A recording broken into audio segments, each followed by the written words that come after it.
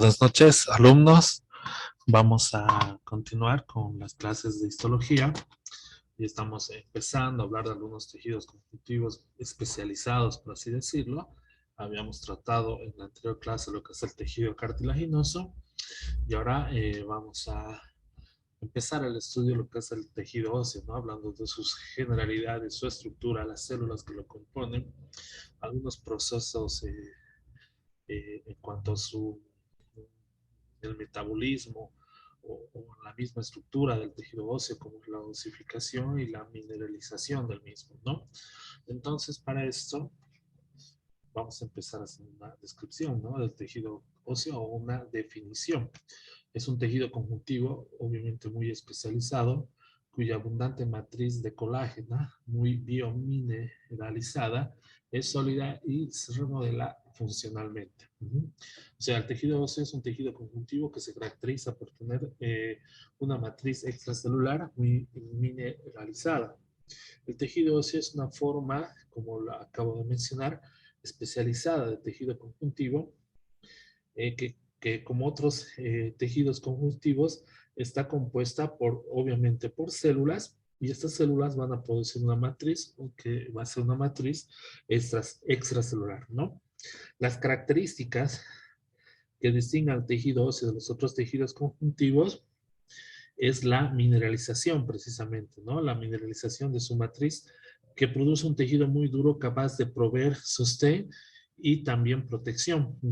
El mineral es fosfato de calcio, que es en la forma de cristales, que se presenta en la forma de cristales de hidroxiapatita. Obviamente tiene una funcionalidad o ejerce ciertas funciones, ¿no? La función de sostén y protección, la función de palanca para músculos, el depósito de calcio y fosfato, obviamente también va a jugar un papel preponderante en lo que es la regulación de la calcemia y entre también la resistencia.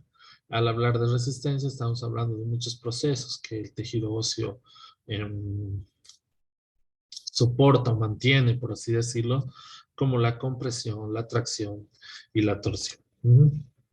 Entonces, tenemos varios elementos en el tejido óseo. Recuerden que en la anterior clase, al hablar del tejido, eh, al hablar del tejido cartilaginoso, también les presenté más o menos un gráfico con las siguientes características, ¿no? Porcentualizando los componentes tanto del tejido, ¿no? En este caso, el componente de células es del 1.5%, la matriz no fibrilar tiene también su representación porcentual, como pueden ver acá, la matriz mineral, en este caso, es la que en mayor porcentaje vamos a encontrar en el tejido óseo, ¿no? Y el agua representa apenas un 10%. Acuérdense que la mayor parte de la matriz del tejido cartilaginoso se encontraba compuesta por agua, el elemento celular era el doble, casi hablamos de un 3%, ¿no? Y también los colágenos, los petroglicanos y las proteínas multiadhesivas que formaban la matriz y, bueno, también en distintas, por así decirlo, en distintas proporciones, ¿no?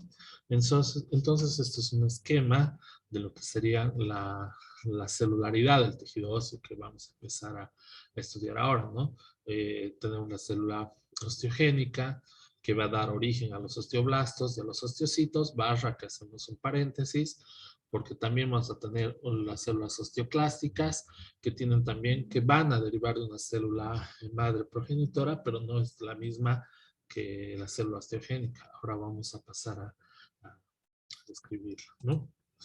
Entonces, bueno, esas son las células del tejido óseo, pero bueno, en primer término, habíamos hablado de las células osteoprogenitoras, ¿no? La célula osteoprogenitora deriva de una célula madre mesenquimática.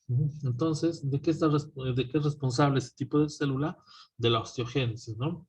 Para definir la osteogénesis, es el proceso de formación de tejido óseo nuevo que es indispensable para la función ósea normal, ¿no? Necesita una población de células renovables que son células obviamente osteoprogenitoras o células precursoras de osteoblastos, ¿no? Estas que tienen que responder obviamente a estímulos moleculares que las transformen en células formadoras de tejido óseo. Las células osteoprogenitoras derivan de células madres mesenquimáticas, ¿no? ¿Dónde están estas células madres mesenquimáticas? En la médula ósea. Que tienen estas células madres mesenquimáticas, tienen la particularidad de tener una potencialidad para poder diferenciarse en muchos tipos celulares diferentes. Entre ellos, por ejemplo, los fibroblastos, los adipocitos, los condrocitos, las células musculares y obviamente los osteoblastos, ¿no? La proteína fundamental que desencadena, por así decirlo, la diferenciación de las células osteoprogenitoras es un factor de transcripción llamado factor fijador central alfa 1 o digo alfa 1. Entonces, esta es la proteína fundamental que va a desencadenar la diferenciación de las células progenitoras. Hay que tener en cuenta también que la célula osteoprogenitora es una célula en reposo que puede transformarse a un osteoblasto y obviamente después secretar su matriz ósea, ¿no? Estas células osteoprogenitoras se hallan en la superficie externa e interna de los huesos y también podrían hallarse en la microvasculatura que irriga el tejido óseo. Desde un punto de vista, por así decirlo, morfológico, estas células comprenden las células periósticas que forman la capa más interna o profunda del periósteo y las células endocíticas, que son las que tapizan las cavidades medulares y los conductos de Havers o los conductos de Wolff, ¿no? Cuando nosotros estudiamos en la siguiente clase la estructura del tejido óseo, ahí vamos a poder apreciar mejor o estudiar mejor la morfología de lo que les acabo de decir, ¿no? Sobre todo en lo que compete a los conductos de Havers o los conductos de Wolff, ¿no? Bueno, eso para hablar de las células progenitoras, ¿no? Ahora, ¿qué son los osteoblastos? El osteoblasto es una célula, ¿cómo definimos al osteoblasto, no? Al osteoblasto lo vamos a definir como una célula osteoformadora diferenciada que va a secretar matriz ósea.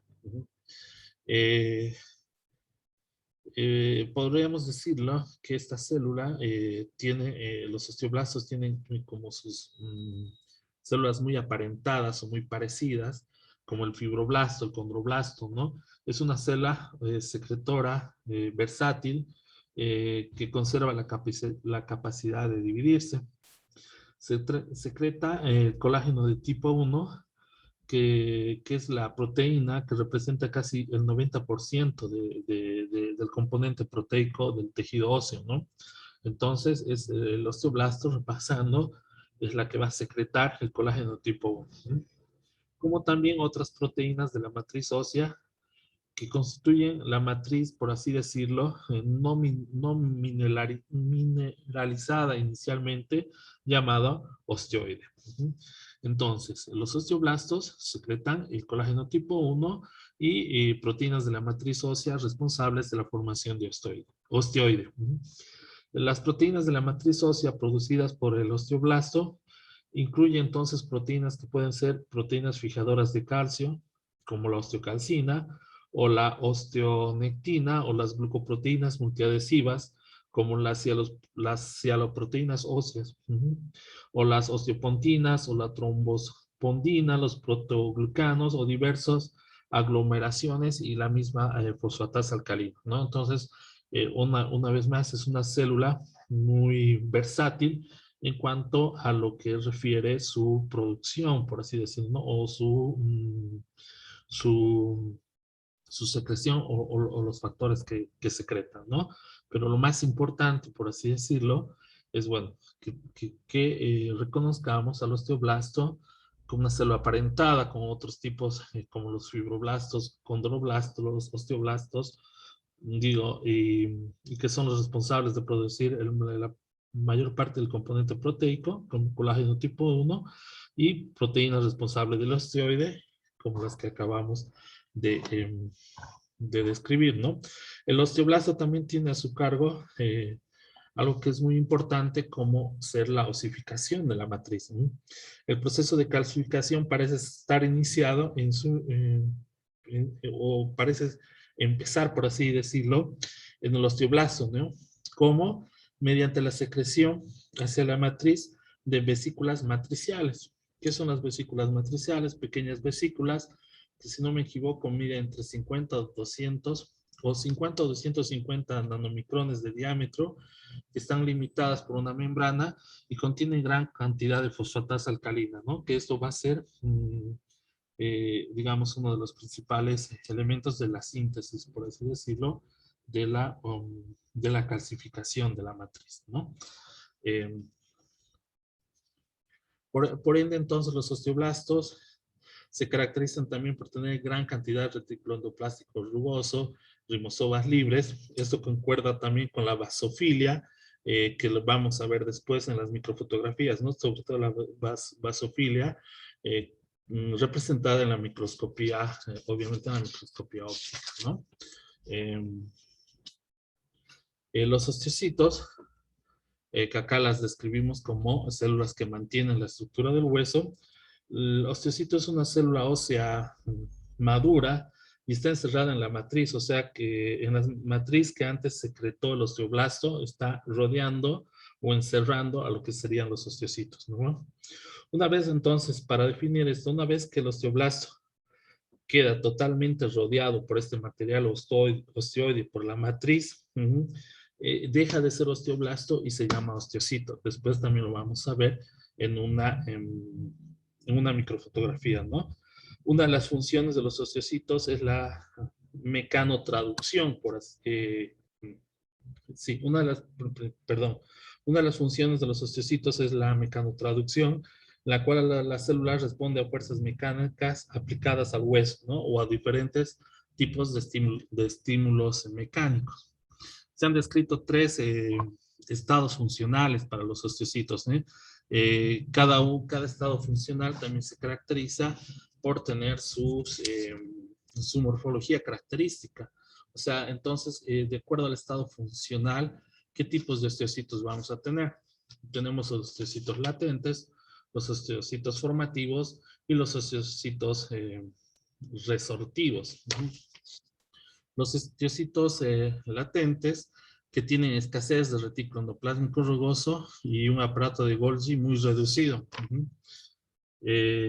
Los osteocitos formadores, que van a exhibir indicios de formación de la matriz y presentan características similares a los osteoblastos, o por lo tanto, esto se va a representar en un retículo endoplásmico y un aparato de Golgi, ribosomas mucho más abundantes.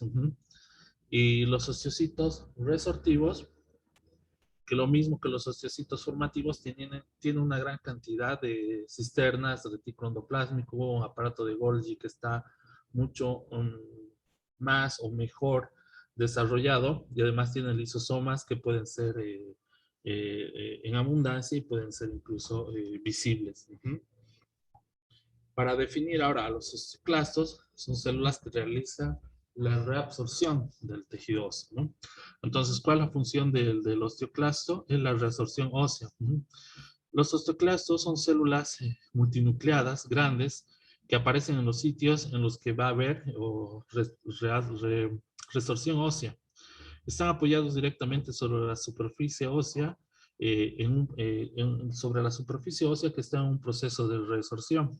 Como consecuencia de su actividad en el hueso situado exactamente por debajo del osteoclasto, se forma una excavación poco profunda que recibe varios nombres, ¿no? Algunos lo conocían como la laguna de Hot Ship o bahía o laguna de reabsorción, ¿no?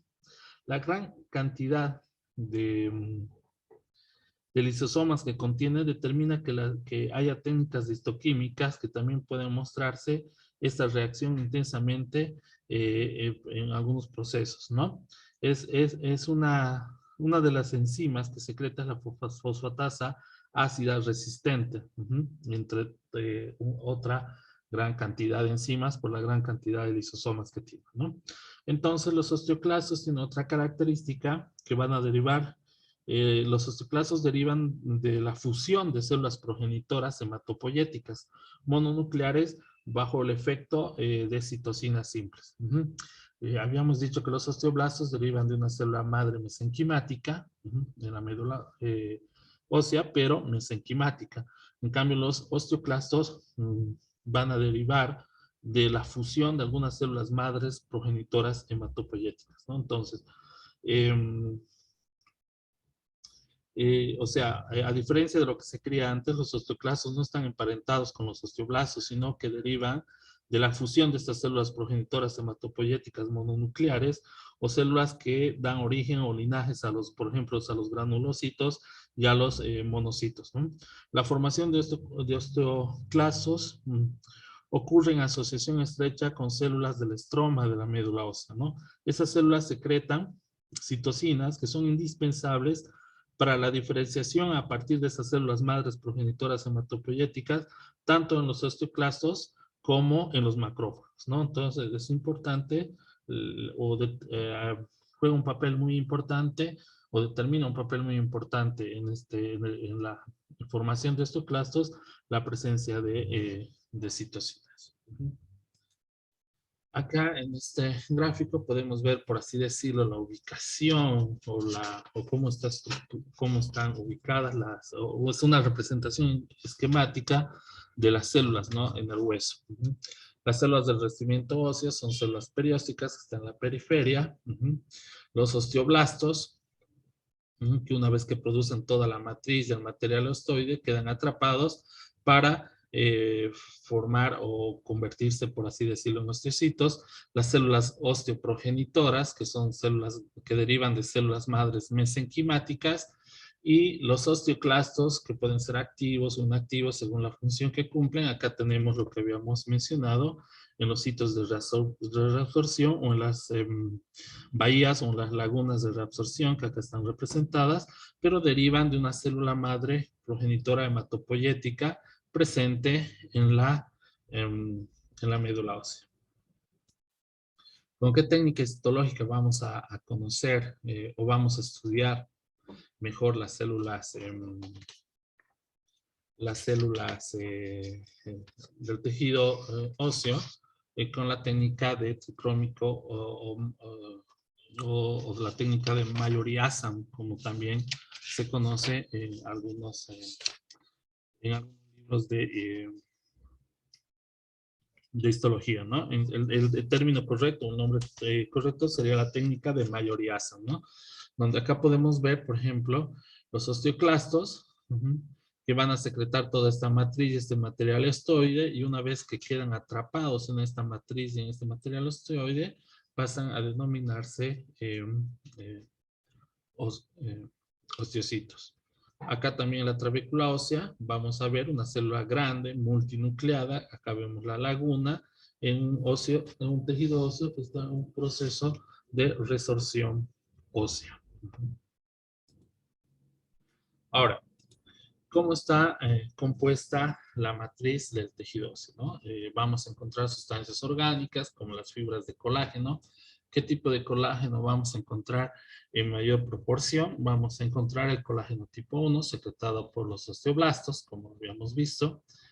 Sustancia fundamental, que obviamente, como habíamos visto en la morfología y en la composición del resto de la matriz de los tejidos conjuntivos, está formada por una serie de proteoglicanos, grupoproteínas, como también proteínas multiadhesivas.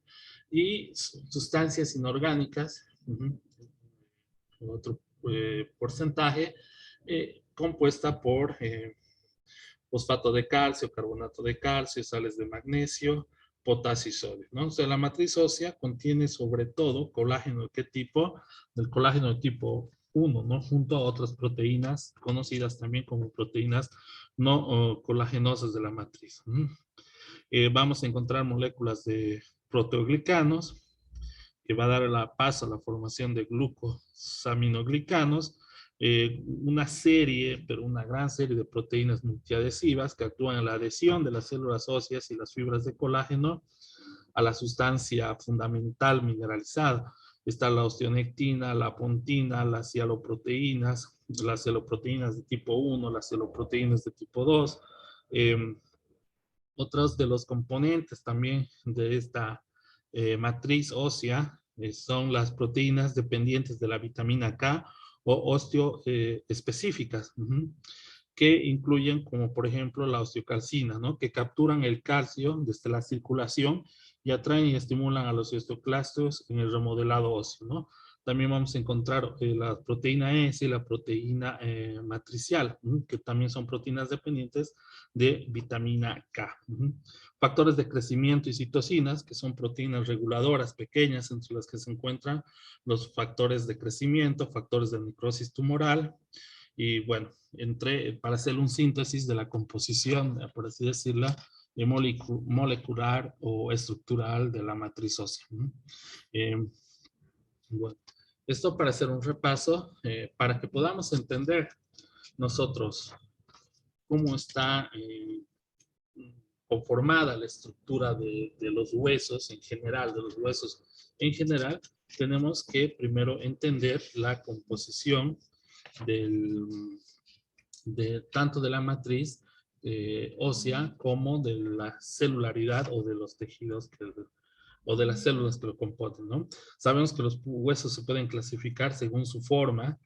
La ubicación de los tejidos óseos, ya sea compacto o esponjoso, varía también de acuerdo a la forma del hueso. Generalmente hay una clasificación de la forma del hueso que habla de huesos largos, huesos cortos, huesos planos, huesos irregulares, ¿no? Eso ustedes ya los van a estudiar más en sus clases de anatomía. Entonces, en la siguiente clase nosotros vamos a hablar o vamos a ahondar sobre la estructura general de los huesos, ¿no? Para ver cómo está compuesta la superficie externa, las cavidades óseas, qué tipos de huesos maduros hay y qué tipos de hueso incluso inmaduro podemos encontrar, como su irrigación y otras características que son muy importantes. Bueno, muchas gracias por su atención y en la siguiente clase continuamos con todo lo que les acabo de mencionar. Muchas gracias.